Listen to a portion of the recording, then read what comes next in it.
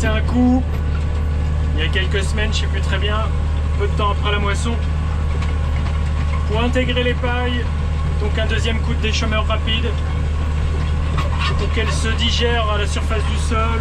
Des pailles qui avaient été couchées par les sangliers sur 6 hectares de cette parcelle. Pas loin de 2 hectares étaient par terre. Un blé que j'ai pas fait rentrer dans la moissonneuse, donc une paille qui est restée entière.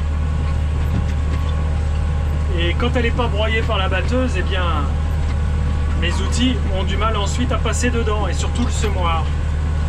Là j'ai peut-être une semée in-orge, mais avant ça il faut que je l'émince.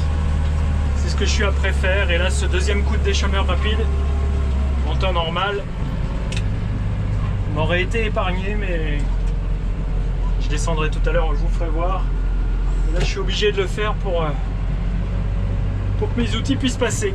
Vous me direz pourquoi pas la charrue, pourquoi pas ne pas labourer. Eh bien je vous ferai voir, mais il y a des zones qui sont tellement abondantes en paille que même la charrue aurait bourré. Donc là ce qui va bien, c'est un passage de disque. Quand il y a trop de paille, eh bien les disques roulent dessus, et puis au coup d'après on peut espérer que la paille se coupe en petits morceaux et se mélange à la terre. Mais là je vais repasser quelques heures à faire ça, du carburant et du temps évidemment. Et comme je vous disais, dans la moisson des blés, j'ai jamais constaté autant de dégâts de sanglier que cette année. C'est de tout faire en même temps. Vous voyez, là, de loin, c'est pas évident à voir, mais on voit pas la terre. Tellement il y en a. Et puis depuis que j'ai passé ce premier coup de déchômeur, eh bien ils sont revenus, les sangliers, ils ont recréé des trous.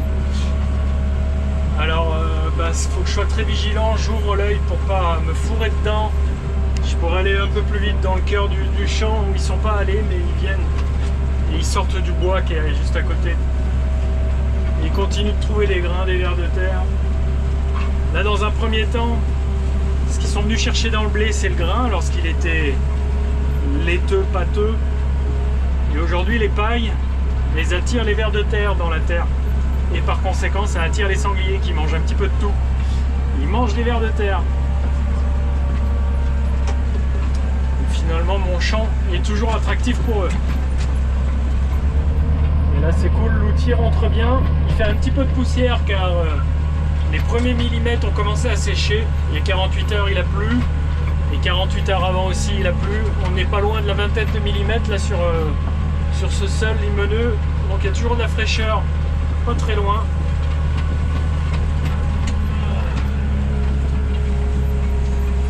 Là ça fait 2 fois que je suis passé, donc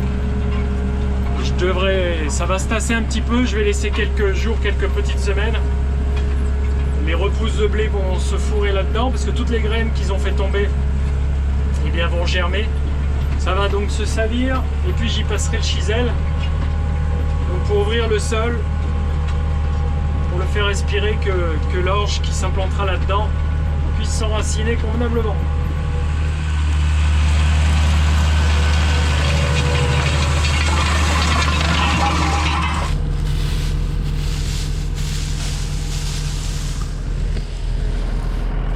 Et là je suis passé, hein. Alors il y a des endroits, eh bien ça va. Là il n'y a pas trop de paille, mais bon, ça a du mal à rentrer. Alors d'autres endroits, je vais pas y repasser un troisième coup. Un coup de chisel. Le chisel devrait pas bourrer parce que j'ai quand même essayé au chisel, donc les dents, et ça a bourré. Je suis pourtant là j'attaque assez creux, hein. J'attaque vers 8 cm. Je le fais mordre pour essayer de mélanger et de trouver de la terre dans le fond pour la recouvrir dessus. Mais après les zones très épaisses de paille, ça sert à rien, il se met à rouler dessus. Donc je vais pas me mettre à faire du labour avec le disque, hein.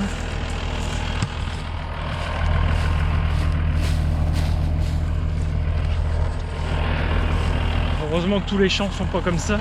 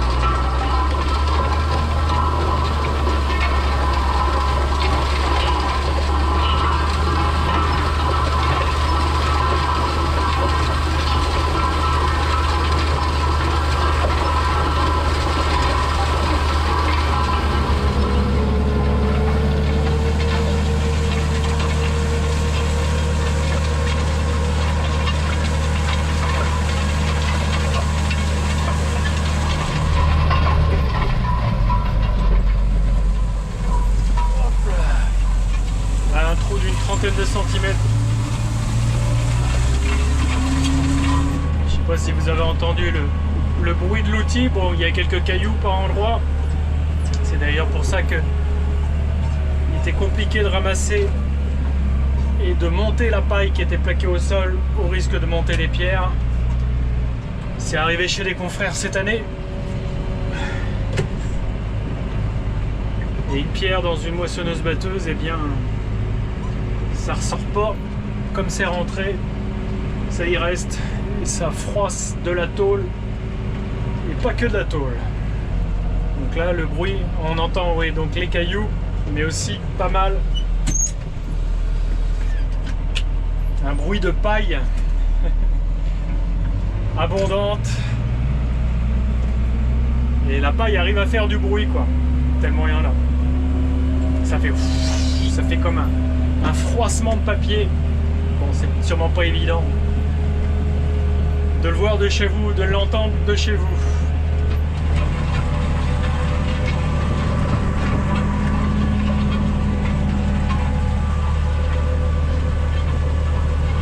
Je savais qu'il était là parce que je l'ai dérangé au passage d'avant. Et sinon, jusqu'à la dernière seconde, c'est très difficile de voir le lièvre. Planqué dans la paille et la terre, il est exactement de la même couleur. Allez, j'arrive au bout. Je vais laisser vieillir ça plusieurs jours, plusieurs petites semaines. Et venir au chisel. Après, rien de gagné. C'est pas dit que dans les zones où il y a beaucoup de paille, ça marche. À voir si je dois pas passer un troisième coup. Allez. Bon, je vais m'occuper du semis des colzas. Je vous tiens au courant. Allez, passez de bonnes vacances. Pour ceux qui peuvent se le permettre d'en avoir. Allez, à très vite.